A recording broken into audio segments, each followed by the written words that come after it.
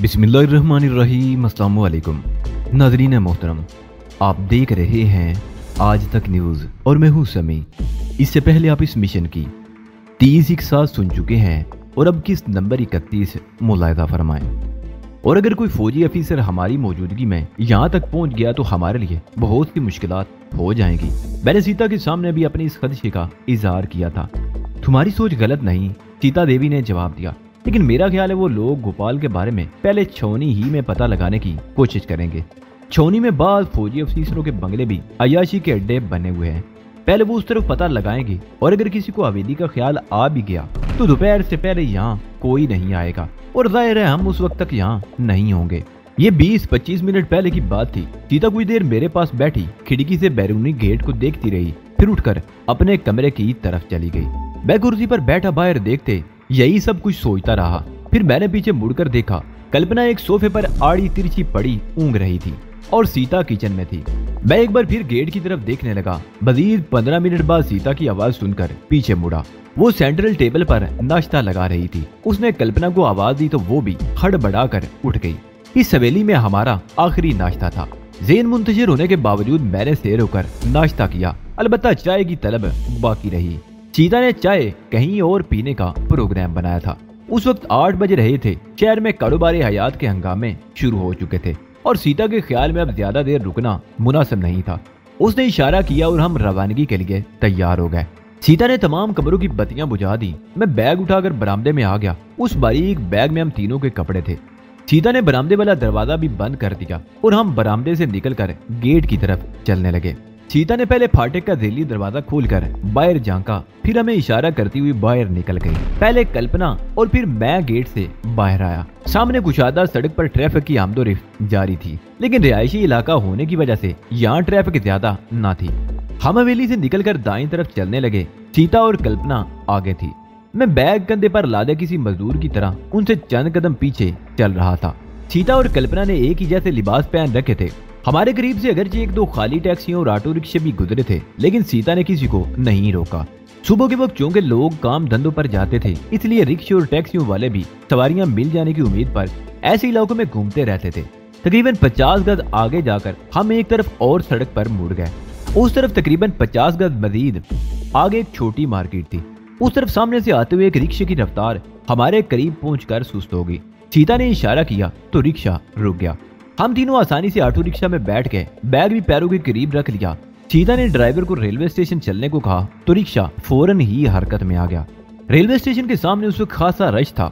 जयपुर से आने वाली ट्रेन उस वक्त वहां पहुंची थी और 15-20 मिनट बाद ये बीकानेर की तरफ एक ट्रेन रवाना होने वाली थी। रिक्शा छोड़कर हम रेलवे स्टेशन की तरफ चलने लगे, लेकिन जाहिर हमें ट्रेन पर सफर नहीं करना था, इसलिए स्टेशन में दाखिल होने की बजाय एक जगह पर रुक गए।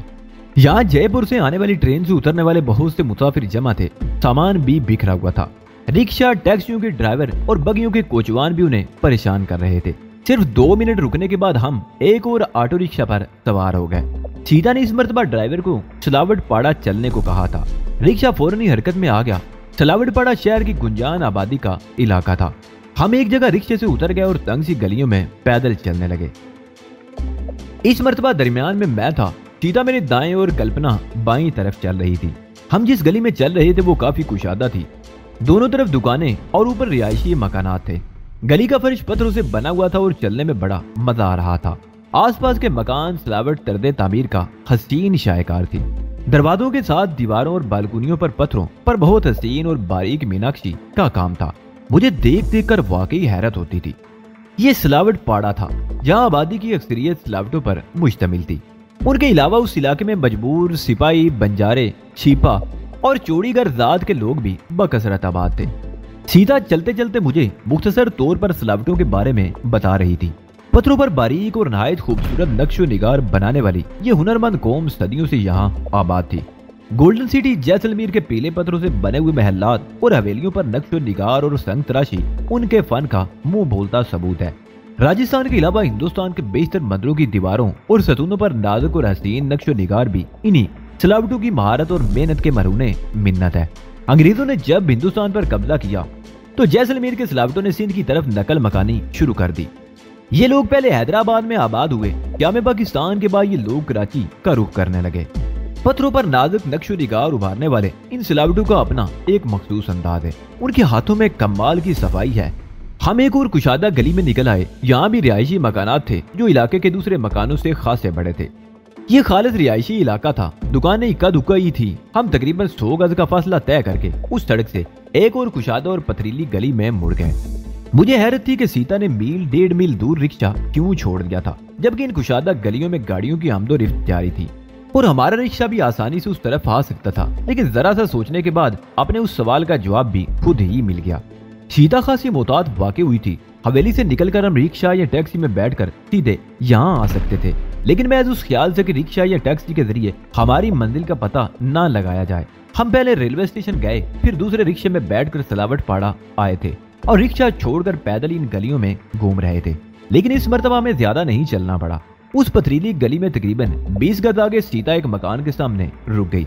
मकान का लकड़ी का दरवाजा खासा ऊंचा था और इतना चौड़ा था कि एक कार आसानी से अंदर दाखिल हो सकती थी। अबनूसी रंगत की लकड़ी का मुहरबी दरवाजा खासा भारी लगता था। उस पर भी खूबसूरत नक्शो निगार बने हुए थे। दरवाजों के दोनों तरफ दीवारों के साथ पत्थर की एक चौकी बनी हुई थी। चौकी पर एक आदमी आसानी से बैठ सकता था। उन चौकियों के साथ ही दीवारों के साथ आराशी सतून बने हुए थे, जिन पर हनुमान और दूसरी देवी देवताओं की मूर्तियां थी। दीवारों पर भी नीचे से ऊपर तक नाजुक और खूबसूरत नक्शो निगार बने हुए थे। दरवाजे के हैं ऊपर जहाँ मेहराब थी, एक बड़ा ताकचा बना हुआ था जिसमें विष्णु की मूर्ति रखी हुई थी। सीता ने कार बैल का बटन दबा दिया। मैंने कंधे बैग से उतारकर दीवार के साथ चौकी पर रख दिए। गली में लोगों की आमदोरफ्त थी, लेकिन कोई खास तौर पर हमारी तरफ मुतवज्जो नहीं था। तकरीबन 2 मिनट बाद भारी दरवाजा खुला और एक अधेड़ उम्र औरत की सूरत दिखाई दी। इत्तेफाक से उस वक्त मैं और कल्पना सामने थे। वो औरत उलझी हुई नजरों से बारी बारी हमारी तरफ देखने लगी। किससे मिलना है आपको? औरत ने मेरी तरफ देखते हुए शाइस्ता लहजे में पूछा। अरे मैं हूँ दुर्गा, दरवाजा पूरी तरह खोलो तो सही है, मैं अंदर तो आने दो, फिर पूछना किसको किससे मिलना है। सीता की आवाज सुनकर दुर्गा नामी उस औरत ने मजीद आगे होकर दरवाजे से बाहर झांका और सीता को देखकर उछल पड़ी। सीता देवी आप? उसके लहजे में हैरत थी। मैं बड़ी अभागिया हूँ कि तुम्हारे दर्शन हुए। आओ आओ अंदर आओ। आप भी पधारिए जी महाराज, अंदर आ जाइए। उसने बात करते हुए हम तीनों को प्रणाम भी किया। मैंने पहले सीता और कल्पना को अंदर दाखिल होने का मौका दिया, फिर बैग उठाकर खुद भी अंदर दाखिल हो गया। दुर्गा ने दरवाजा बंद कर दिया। सीता को वो देखकर ही खिली जा रही थी। लगता था सीता के आने से उसे बहुत ज्यादा खुशी हुई थी। मैं इधर उधर देखने लगा। बाहर से मामूली नजर आने वाला ये मकान अंदर से किसी हवेली की तरह बहुत शानदार और बहुत बड़ा था। दरवाजे से आगे कुशादा और पुख्ता रवश थी जो सामने इमारत के पोर्टिको तक चली गई थी। पुख्ता रवश के दोनों तरफ सरसब्ज लान थे जिनके किनारों पर फूलदार पौधों की क्यारियां थी। एक तरफ का लान निस्बतन बड़ा था और उसके ऐन वस्त में फुवारा भी लगा हुआ था, जिसके एतराफ में 3 जगहों पर बांस की खपचियों के आरामदेह बेंच बने हुए थे। हर बेंच पर 2 आदमी आसानी से बैठ सकते थे। दूसरे लान में भी 3 बेंच रखे हुए थे। दोनों लान के एतराफ में नारियल के ऊंचे दरख्तों की कितारें थी। एक दीवार के साथ आईनी जाली का एक बहुत बड़ा पिंजरा था जिसमें 2 मोर टहल रहे थे। मैंने पहली नजर में अंदाजा लगा लिया कि गुंजान आबादी में होने के बावजूद ये हवेली अलग थलग सी लगती थी।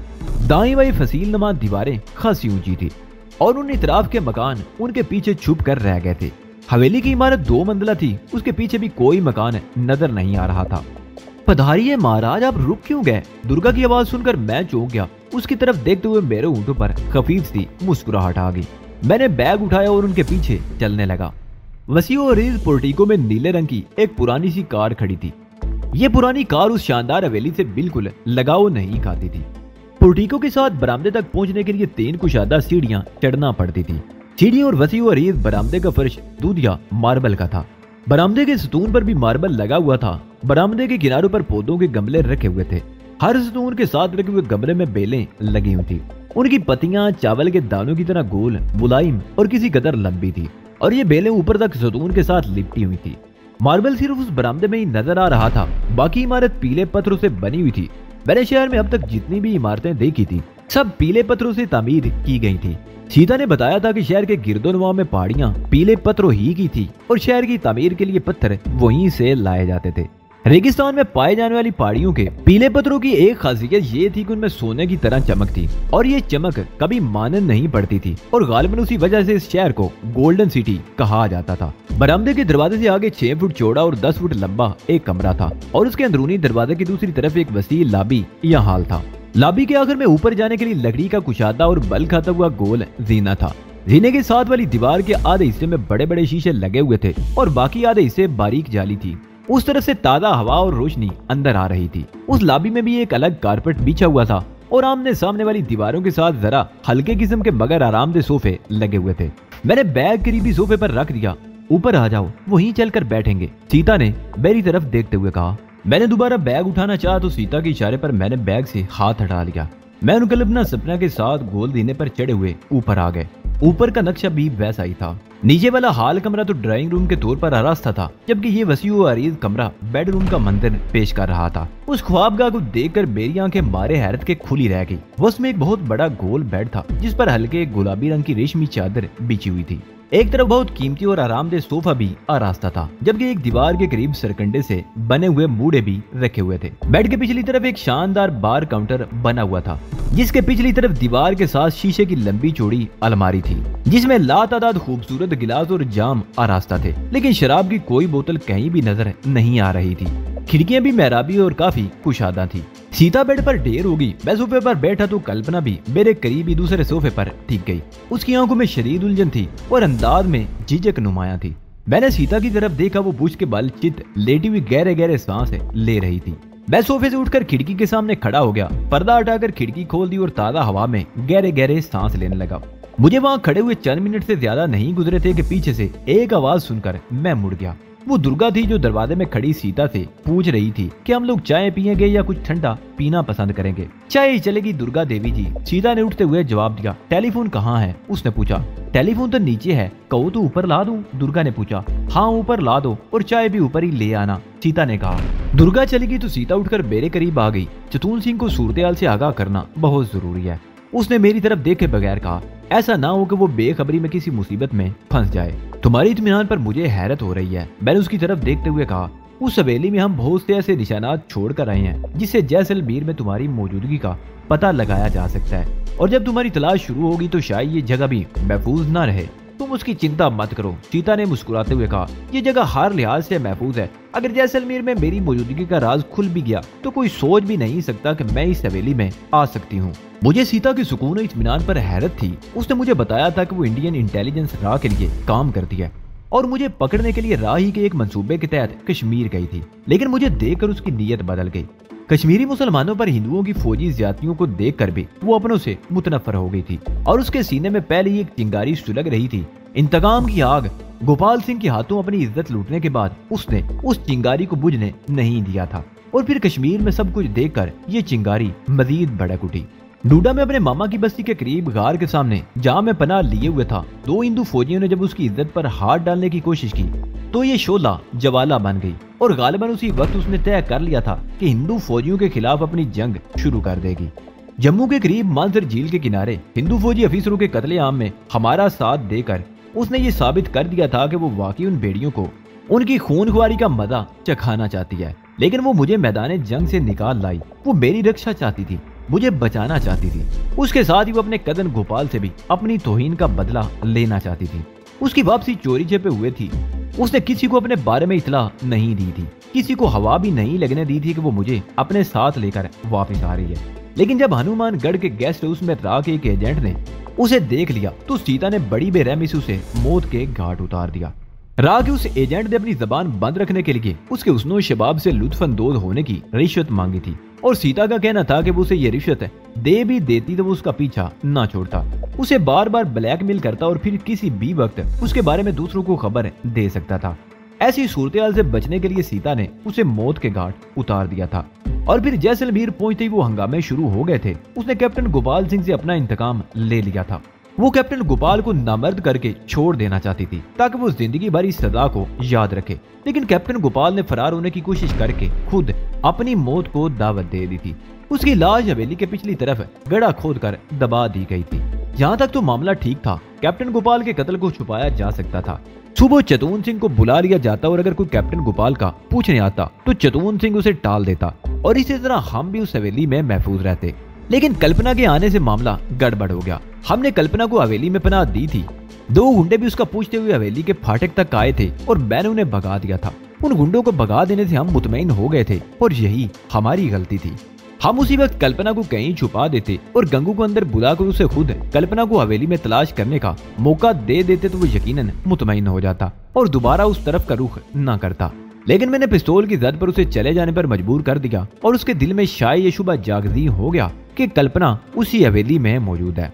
गंगू का फरार हो जाना मेरे लिए परेशानी का बायस था। वो गंजा अगरचे गंगू के हाथों मारा गया था, उसके सीने में गंगू का खंजर पैबूस था और खंजर के दस्ते पर उसकी उंगलियों के निशान थे। हमें परेशान होने की जरूरत नहीं थी। हम उस कत्ल के मामले में पुलिस को मुतमईन कर सकते थे, लेकिन इस तरह सीता को सामने आना पड़ता। सीता के सामने आने का मतलब ये होता कि यहाँ मेरी मौजूदगी भी राज में ना रह सकती और इस तरह हम एक नए चक्कर में फंस जाते। सीता ने वो हवेली छोड़ दी। उसके ख्याल में ये नई पनाहगाह हमारे लिए सबसे ज्यादा महफूज थी, लेकिन मैं समझता था कि हम यहाँ भी ज्यादा दिनों तक महफूज नहीं रह सकेंगे। दुर्गा के आने से मेरे ख्यालात मुंतशिर हो गए। वो नीचे से टेलीफोन ले आई थी। उसने टेलीफोन सेट सोफे के नजदीक शीशे की टाप वाली एक छोटी साइड टेबल पर रख दिया और उसका प्लग दीवार के सॉकेट में लगा दिया। मैं चाय ले आती हूँ, दुर्गा कहते हुए बाहर चली गई। सीता मेरे करीब से हटकर सोफे पर बैठ गई और फोन का रिसीवर उठाकर नंबर मिलाने लगी। राब्ता कायम होने में ज्यादा देर नहीं लगी। कॉल किसी और ने रिसीव की थी, लेकिन थोड़ी देर बाद चतुन सिंह लाइन पर आ गया। हेलो चतुन सिंह, मैं सीता बोल रही हूँ, कैसे हो? उसने कहा। जवाब में जो कुछ कहा गया उसे सुनकर सीता की आंखों में तशवीश सी उभर आई। वो तकरीबन 10 मिनट तक बात करती रही। उसने चतुन सिंह को कैप्टन गोपाल के बारे में कुछ बताए बगैर ही हवेली की सूरत हाल से आगाह कर दिया। मुझे उस हादसे का सुनकर अफसोस हुआ चतुन सिंह। वो आखिर में कह रही थी, तुम मेरी बात का बुरा मत मानना, क्योंकि ये एक लिहाज से अच्छा ही हुआ। इस तरह तुम पुलिस के झंझट से बच जाओगे। अच्छा ठीक है, मेरी बातों का ध्यान रखना। मैं किसी मुनासिब वक्त पर तुमसे मिलने की कोशिश करूंगी। उसने रिसीवर रख दिया और मेरी तरफ देखने लगी। क्या हुआ? किस हादसे की बात कर रही थी? मैंने पूछा। कल सफेद हवेली से निकलने के तकरीबन 1 घंटे बाद उसका एक्सीडेंट हो गया था। सीता कहने लगी। वो एक ऑटो रिक्शा में बैठा हुआ था। रफ्तार खासी तेज थी। एक मोड़ पर अचानक ही एक कार उनके सामने आ गई। रिक्शा ड्राइवर के कंट्रोल में ना रह सका और कार से टकराकर कलाबाजियां खाते हुए एक और ऑटो रिक्शे से जा टकराया। चतुन सिंह के सर और बाजुओं पर चोटें लगी। खून बह रहा था और वो बेहोश हो गया। ड्राइवर भी जख्मी हुआ था। लोगों ने उन्हें सरकारी अस्पताल पहुंचा दिया, जहां आधी रात के करीब चतुन सिंह को होश आ गया। इसी दौरान उसके सर और बाजू के एक्सरे लिए जा चुके थे। तमाम हड्डियां महफूज थी। उसके जख्मों की ड्रेसिंग करके रात भर उसे अस्पताल ही में रखा गया। सुबह उसने अपने अजीज दिलबर सिंह को इतला भिजवा दी, जो आज सुबह 8 बजे के करीब उसे हॉस्पिटल से घर ले आया। बहरहाल उसकी हालत ज्यादा तशवीशनाक नहीं है। वो चंद लम्हों को खामोश हुई, फिर बोली कि हादसा चतुन सिंह के हक में बेहतर ही साबित होगा। वो इस तरह के अगर आज हमारे आने के बाद हवेली की सूरत हाल पुलिस के इल्म में आ चुकी हो या किसी वक्त पुलिस वहां पहुंच जाए तो चतुन सिंह पर कोई इल्जाम नहीं आएगा। पुलिस उसे परेशान नहीं करेगी। वो कल दोपहर से आज सुबह 8 बजे तक सरकारी अस्पताल में था और हवेली में जो कुछ भी हुआ उसकी अदम मौजूदगी में हुआ। इस तरह उस पर कोई अर्फ नहीं आएगा। हाँ ये बात तो है, मैंने गहरा सांस लेते हुए कहा। लेकिन पुलिस दीगर जराये से भी हवेली में हमारी मौजूदगी का पता लगा सकती है। हम वहाँ से बहुत से निशान छोड़ कर आए हैं। मसलन वो खून आलूद कालीन जो हमने छत पर डाल दिया था और हमारे बेडरूम में पड़े हुए कल्पना के फटे हुए कपड़े, कल्पना वाले बेडरूम में धींगा मुश्ती के आसार और गंजे की लाश। पुलिस उन बातों से बहुत कुछ अखज़ कर सकती है। इसके अलावा क्या? सीता ने सवालिया निगाहों से मेरी तरफ देखा। मेरी और तुम्हारी उंगलियों के निशान जगह जगह पर मौजूद हैं, मैंने कहा। उसके बावजूद फौरी तौर पर हमें कोई खतरा नहीं, सीता ने मुस्कुराते हुए कहा और दुर्गा की तरफ देखने लगी जो ट्रे उठाए अंदर आ रही थी। सीता ने मजीद कोई बात ना की। दुर्गा भी वहीं बैठ गई। चाय के दौरान वो सीता से बातें करती रही। मेरे और कल्पना के बारे में उसने सीता से एक लफ्ज भी नहीं पूछा था। तुम लोग बैठो, मैं भोजन का बंदोबस्त करती हूँ, दुर्गा अपनी जगह से उठते हुए बोली। दुर्गा देवी, सीता ने कहा, मैं यहाँ नहीं हूँ, कहीं भी नहीं हूँ। तुमने मेरे बारे में कुछ सुना नहीं। मैंने तुम्हारे बारे में कुछ ना सुना ना तुम्हें देखा, दुर्गा ने मुस्कुराकर कहा और कमरे से निकल गई। कल्पना उस वक्त से अब तक खामोश बैठी हुई थी। उसके चेहरे पर शदीद उलझन के तासरात थे। आंखें सुर्ख थी। आंखों की सुर्खी तो शायद रात भर जागने का नतीजा थी और उलझन के तासरात इस बात की इक्कासी कर रहे थे कि वो रात से लेकर अब तक की सूरत-ए-हाल को नहीं समझ सकी थी। पहले चंद घंटे उस पर सख्त मुश्किल थे। मेरे ख्याल में पिछले चंद घंटे तो क्या, वो पिछले कई महीनों से अजियत का शिकार थी। बूढ़ा ठाकुर बलबीर सिंह उसकी जवानी को शिकार करने के लिए घात लगाए हुए था। उसके चेहरे से उसकी अंदरूनी कैफियत का इजहार हो रहा था। कल्पना, चीता ने उसकी तरफ देखते हुए कहा, तुम रात भर जागी हुई हो, ज़हनी सदमे से भी दो चार हो, चाहो तो सो जाओ, दोपहर के खाने के वक्त तुम्हें जगा दूंगी। मैं वाकई सोना चाहती हूँ। कल्पना फौरन ही उठ खड़ी हुई। मुझे भोजन से मैं मत जगाना दीदी, भूख बिल्कुल नहीं है, आओ मैं तुम्हें कमरे में छोड़ आऊं। सीता भी उठ गई और मैंने भी अपनी जगह छोड़ दी। न जाने मुझे क्यों उस कमरे में उलझन सी महसूस हो रही थी और मैं किसी और जगह बैठना चाहता था। हम तीनों उस कमरे से निकल आए और लान के आखिर में बाईं तरफ वाले दरवाजे में दाखिल हो गए। सीता ने दरवाजा पूरी तरह खोलकर खटका लगा दिया ताकि वो दोबारा बंद न हो जाए। जैसा कि मैं पहले भी बता चुका हूँ, ऊपर की मंजिल का नक्शा भी नीचे जैसा ही था। उस दरवाजे से एक कुशादा और मुख्तसर राहदारी थी। दाएं बाएं एक कमरा था और सामने बाथरूम का दरवाजा था। सीता दाईं तरफ वाले कमरे का दरवाजा खोलकर अंदर दाखिल हो गई और बत्ती जला दी। ये भी नया शानदार बेडरूम था। तुम यहाँ आराम से सो जाओ, हम सामने वाले कमरे में हैं, सीता ने कहा। बेड के अलावा यहाँ दो आरामदेह कुर्सियां भी थी। मैं कुर्सी खींचकर खिड़की के करीब बैठ गया। सीता मेरे सामने सोफे पर दराज होगी। ये दुर्गा देवी कौन है और ये हवेली किसकी है? मैंने उसकी तरफ देखते हुए कहा। दुर्गा देवी? सीता के मुंह से गहरा सांस निकल गया। तुम इसे मेरे पिताजी की रखेल कह सकती हो क्या? मैं उछल पड़ा। तुम शायद मजाक कर रही हो। ऐसी बातें तो मजाक में भी किसी से नहीं की जा सकती, लेकिन चूंकि तुमने पूछा इसलिए मैंने सच सच बता दिया। और ये हवेली? मैंने दूसरा सवाल किया। ये भी पिताजी की मलकियत है, बल्कि थी। सीता मुस्कुराई। कई साल पहले ये हवेली पिताजी ने दुर्गा देवी को दान कर दी थी। दिलचस्प, मैंने कहा। तुमने बताया था कि राजस्थान के हर बड़े शहर में तुम्हारे पिताजी के मकान और हवेलियां हैं। तुमने ये भी बताया था कि ये राजों महाराजों की सरजमीन है, लेकिन ये तुम्हें सोच भी नहीं सकता था कि ऐसी शानदार हवेलियां हैं। मेरी तो अकल ही दंग रह गई। सीता के होंठों की मुस्कुराहट गहरी हो गई। तुम्हारा अंदाजा दुरुस्त है, वो बोली। मेरे पिताजी महाराजा सुदर्शन सिंह जयपुर की बगल में एक छोटी सी रियासत के वाली थे। तमाम रियासतों में उनके ताल्लुकात बहुत खुशगवार थे। सारसका में उनके शानदार महल में आए दिन राजस्थान के तमाम राजाओं की दावतें होती रहती। ये महफिलें कई रोज तक जमती। सारसका में मीलों दूर तक फैला हुआ बहुत बड़ा जंगल है, जिसमें चूहे से लेकर शेर और चीते जैसे खूनख्वार दरिंदे भी बाकसरत पाए जाते हैं। मेरे पिताजी उन राजाओं की शिकार का बंदोबस्त करते और जब तक वो सारसका में रहते उनके दिल लगी को हर सामान मुहैया किया जाता। वो चंद लम्हों को खामोशी फिर बोली। तमाम राजाओं ने पिताजी को अपने अपने इलाके में मुफ्त जमीनें दी, जिन पर पिताजी ने शानदार हवेलियां तामीर कराई।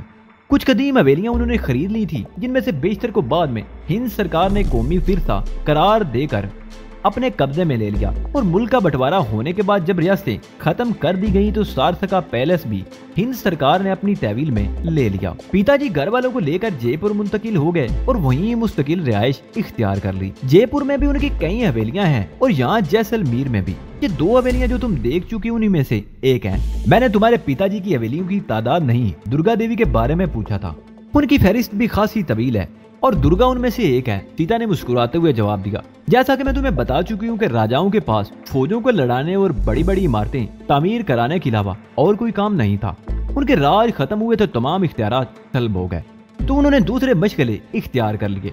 रीछ और कुत्तों की लड़ाई, मुर्ग लड़ाना, रेस के घोड़े पालना, राग रंग की महफिल जमाना और औरतें पालना उनके महबूब तरीन मशागिल हैं। जिस तरह अरबों ने हरम बना रखे हैं, उसी तरह राजाओं ने भी खूबसूरत औरतें जमा कर रखी हैं। फर्क सिर्फ इतना है कि अरब शेख किसी औरत से बाकायदा निकाह करके अपने तसर्रुफ में लाते हैं और उसके बाद उसे हरम में डालकर भूल जाते हैं। लेकिन हिंदुस्तान के राजे उन मामलात को कानून और धर्म से बिल्कुल अलग रखते हैं। कोई औरत पसंद आ गई तो उसे अपने दिल में बिठा लिया, जी भर गया तो उसे मैले कपड़ों की तरह उतार कर फेंक दिया। उन्हें तुम रखेल कह लो या दाश्ता, वो अपने किसी हक का दावा नहीं कर सकती। उनकी औलादें दूसरी चीजों की तरह बाप के नाम से भी महरूम रहती हैं। दुर्गा देवी का शुमार भी ऐसी ही औरतों में होता है, मगर इसकी दास्तान दूसरी औरतों से जरा मुख्तलिफ है और मैं वही दास्तान सुनना चाहता हूँ, मैंने कहा। चंद साल पहले पिताजी अपने दोस्तों के साथ जोधपुर गए थे, सीता कहने लगी। दुर्गा अपने माता पिता के साथ मुकराना से आई हुई थी। वो भी खाते पीते लोग थे। मुकराना में संगे मरमर के पहाड़ है और दुनिया का बेहतरीन संगे मरमर और मार्बल उन्हीं पहाड़ों में होता है। दुर्गा के पिताजी भी संगे मरमर के बिजनेस से वाबस्ता थे। पिताजी से पहली मुलाकात में ही दुर्गा उन पर मर मिटी और फिर ये मुलाकातें बढ़ती गईं। दुर्गा के माँ बाप ने सूरतेहाल की नजाकत का अंदाजा लगा लिया और वो दुर्गा को जबरदस्ती मुकराना से वापस ले गए। दुर्गा मुकराना से जयपुर आती रही और चोरी छपे पिताजी से मिलती रही। बीवी यानी मेरी माताजी के होते हुए पिताजी दूसरी शादी नहीं कर सकते थे, लेकिन वो दुर्गा से भी पीछे हटने को तैयार नहीं थे। जब वो जयपुर आती पिताजी उसे दूसरी हवेली में ठहराते। एक रोज दुर्गा को माताजी वाली हवेली में ले आए। माताजी उसे देखकर भड़क उठी। ठाकुरों और महाराजों की पत्नियां इस किस्म की सूरतेहाल की आदी होती हैं। वो जानती हैं कि उनके पति कैसे हैं, लेकिन ये देवियां अपने पतियों के उन मामलात में भी मुदाखलत नहीं करती। दुर्गा को देखकर माताजी के भड़कने की वजह ये थी कि वो जयपुर यूनिवर्सिटी में उनकी क्लास फेलो रह चुकी थी। दुर्गा ने मास्टर की डिग्री उसी यूनिवर्सिटी से हासिल की थी। घर में खूब हंगामा हुआ। पिताजी दुर्गा को छोड़ने पर तैयार न थे। माताजी जानती थी कि पिताजी ने हवेली के बाहर दूसरी औरतें भी रखी हुई हैं, जिनसे वक्तन फवक्तन दिल बहलाते रहते हैं। उन्होंने इस शर्त पर दुर्गा को बर्दाश्त करने की इजाजत दे दी कि वो उसे जयपुर में नहीं रखेंगे। लेकिन दुर्गा से तुम्हारे इतने खुशगवार ताल्लुकात क्यों हैं? मैंने उसके खामोश होने पर पूछा। उसने तुम्हारी माँ के हक पर डाका डाला था, तुम्हें तो उससे नफरत होनी चाहिए थी। दरअसल में दुर्गा देवी बहुत अच्छी खातून है, सीता ने मुस्कुराते हुए कहा। रही मेरी माता के हक पर डाके की बात, तो मेरे पिताजी को इस चीज की कमी है और मैं तो वैसे भी कभी बड़ों के मामले में मुदाखलत की कोशिश नहीं करती। उस हवेली में मुंतकिल होने के बाद भी दुर्गा देवी वक्तन फवक्तन जयपुर के चक्कर लगाती ही रहती थी। ये मुझे शुरू ही से बहुत अच्छी लगती थी कि जब भी जयपुर आती पिताजी मुझे उससे मिलाने के लिए जरूर ले जाते। माताजी को भी उसका पता चल गया। मिलाकर उन्होंने हालात से समझौता कर ही लिया। वो दुर्गा से भी मिलने लगी और कभी यहाँ भी आने लगी। दुर्गा मुझसे उम्र में 13-14 साल ही बड़ी है, लेकिन मुझे अपनी औलाद की तरह चाहती है। दुर्गा के बारे में मेरा अंदाजा भी यही था कि उसकी उम्र 35 के लगभग रही होगी और अब सीता की बातों ने उसकी तस्दीक भी कर दी थी। हम दोनों भी रात भर नहीं सोए थे, लेकिन हैरत की बात थी कि हम दोनों में से किसी को नींद नहीं आ रही थी। फिर थोड़ी देर बाद खाना आ गया। खाने के बाद सुस्ती तारी हो गई और दिमाग बोझल होने लगा। मैं सीता को वहीं छोड़कर ऊपर वाले बेडरूम में आ गया और बिस्तर पर लेटा तो चंद मिनट में ही नींद की आगोश में पहुंच गया। बिस्तर पर लेटने से पहले मैंने बत्ती बुझा दी थी। आंख खुली तो कमरे में अंधेरा सा था। दिमाग पर अभी तक नींद का खुमार तारी था। मैंने आंखें बंद करके करवट ली तो मेरा हाथ किसी से टकरा गया। मुझे समझने में देर ना लगी कि वो सीता होगी जो किसी वक्त यहाँ आकर लेट गई थी। मैंने उसे अपने बाजू में लपेटकर अपनी तरफ खींच लिया। उसने जरा सी हरकत की। मैंने उसे अपने सीने से लपेटकर दोनों बाहों में समेट लिया।